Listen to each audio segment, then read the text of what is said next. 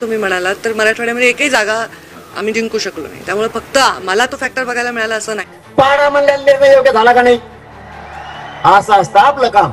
एखादी गोष्ट एकदाच सक्सेस होऊ शकते, परत परत वेळा त्याचा प्रयोग केला तर ती यशस्वी होत नाही. आपण दम त्यासाठी धरतो, नाही तर काही पोट्टे काय म्हणायचे, मीच उभा राहतो, मीच खासदार होणार आहे. तू पारडा असतात, त्याला पारडा असतात, आम्ही पारडा असतात, जातीची किंमत गेली असती.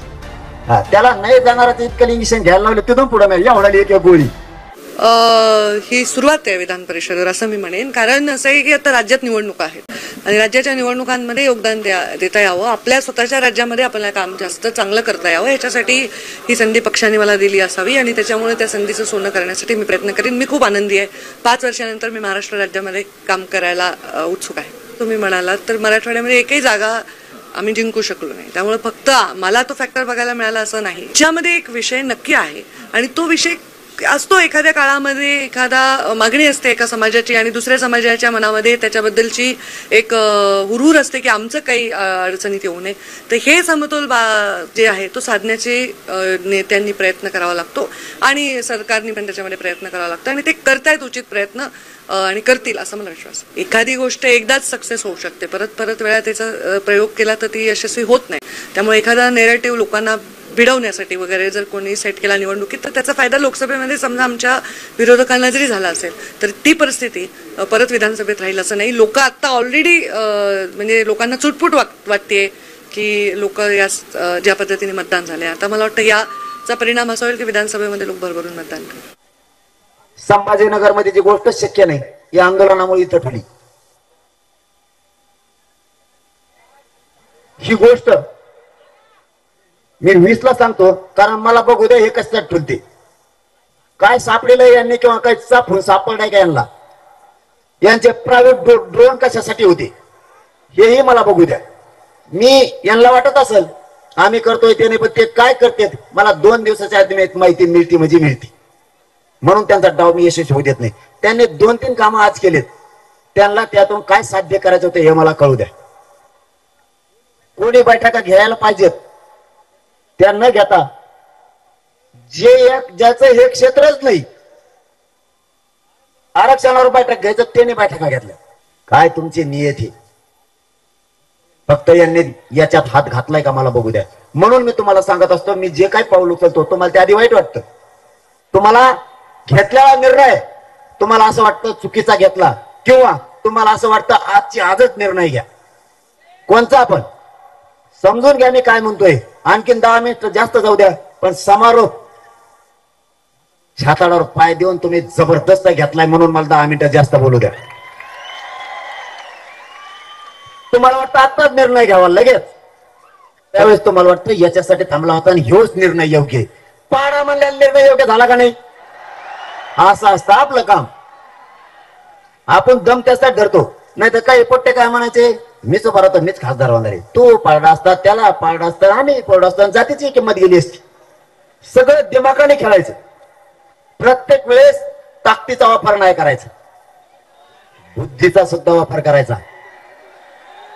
देवेंद्र फडणवीस साहेब सारख्या, अजित पवार साहेबांसारख्या, शिंदे साहेबांसारख्या, त्यातले त्यात महाशयाचा महाशय गिरीश महाजन सारख्याला सुद्धा डावात हरवणं सोपी गोष्ट नाही. आणि छगन भुजबळ आता मिळत लागा, ते नुसतं बोलायचं म्हणून बोलत आहे, कुंकड भरडत आहे आता ते. त्याला नाही जाणाराचं इतकं इंजेक्शन घ्यायला लावलं, तिथून पुढे नाही एवढाली एक गोळी. मी प्रत्येक वेळेस सरकार फसलंय आणि सरकारनं आपल्याला फसवायचं काम केलंय. मायबाप त्यांनी जे मला समजेलं होतं ना, आता त्यांच्या लक्षात आलं त्यांनी जे मला समजेलं होतं तसं हे पोरगा नाहीये, म्हणून मला वेळ देत जा. मी करल तुमच्या हिताच्या गडबडीत. पाय जर गाळात फसला ना तर निघणार नाही आहे मावल्यानं. एकदा जर गाळात पाय फसला आणि वाट सोडून जर पाय पडला ना, कमायचा नाही. पण मला तुमच्या योगदानाचा बदला असा घ्यायचा आहे की तुमचे सगळे पोरं कोटीना लेकरं तुमचे मराठ्यांचे मोठेच झाले पाहिजेत, हे स्वप्न साकार करायचं.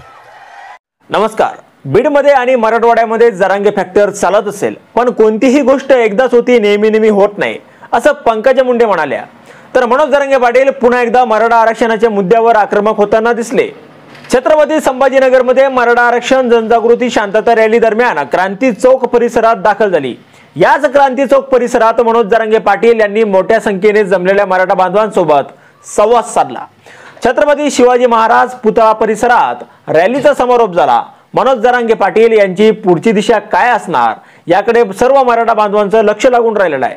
मनोज जरांगे पाटील यांनी म्हटलं की मी थांबून निर्णय घेत असतो, मी सर्व दिमागाने खेळ खेळत असतो, प्रत्येक वेळी ताकदीचा वापर करायचा नाही, बुद्धीचाही वापर करायचा असतो। फडणवीस, शिंदे, अजितदादा आणि महाजन यांनाही डावात हरवलं ही काही सोपी गोष्ट नव्हती। भुजबळ आता काहीही बडबडताय, प्रत्येक वेळी सरकार फसलं, त्यांनी आपल्याला फसवण्याचं सुद्धा काम केलंय। ज्यांना मी जे वाटलो होतो तसा मी नाहीये हे त्यांच्या लक्षात आलेलं आहे। त्यामुळे मला वेळ देत जा। एकदा जर गाळात पाय फसला आणि वाट सोडून पाय पडला तर निघणार नाही। समाज फसला तर मी आयुष्यभर स्वतःला माफ करणार नाही। मला तुमच्या जीवावर काम करायचं नाहीये, मला तुमची पोरं मोठी झालेली पाहायचं आहे। भुजबळ पायावर चालत असतील तर मी डोक्यावर चालतो, पण माझ्यामुळे तुला औषधे सुरू केली ना। फडणवीस साहेब, शिंदे साहेब आरक्षण द्या, ही गर्दी फक्त संभाजीनगराची आहे। राज्यातील मराठ्यांची लाट निघाली तर चालायला मोठी जागा लागेल। 20 तारखेला तारीखच जाहीर करणार आहे। 288 उभे करायचे की पाडायचे या तारखेला ठरवण्यात येईल। ज्या दिवशी मराठ्यांनी अमुक अमुक मैदानावर यावं या 20 तारखेला आमरण उपोषण सुरू करणार आहे। पण उमेदवार पाडायची आणि मुंबईला कोणत्या तारखेला जायचं या 2 तारखा ठरवायच्या आहेत। एकदा जर ते ठरवलं तर त्यात बदल होणार नाही असंही मनोज जरांगे पाटील यांनी यावेळी सांगितलं।